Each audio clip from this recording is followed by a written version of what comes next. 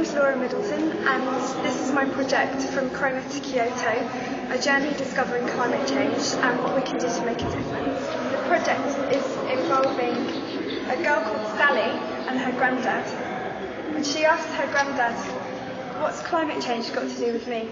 So they then go on a journey throughout time and space and discover about climate change and how they can be part of the solution. They go back in time to discover how carbon dioxide is stored in the Carboniferous era. They learn that trees absorb carbon dioxide and store it in their trunks. So the carbon dioxide is stored and saved as you would save your money in a bank account, which leads us on nicely to how that carbon dioxide is then released again.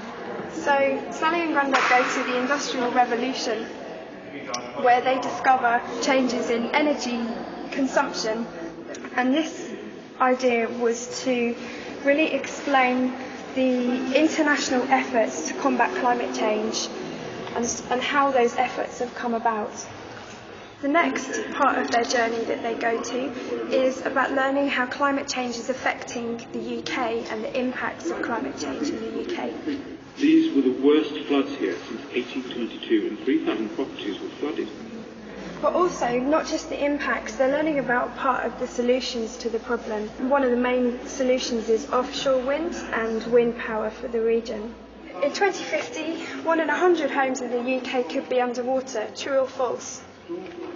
True. And then we learn about sea level rise and what might happen in the future.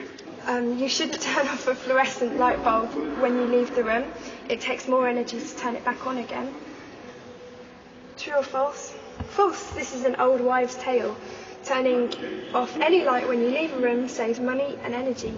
You don't have to go back to the dark ages to do something about climate change. So, for example, Sally's woken up by an electric alarm clock, and Grandad had a wind-up clock. And these are the changes that Sally is going to make. So there are small things, small changes that everyone can make to their lifestyles that really make a difference.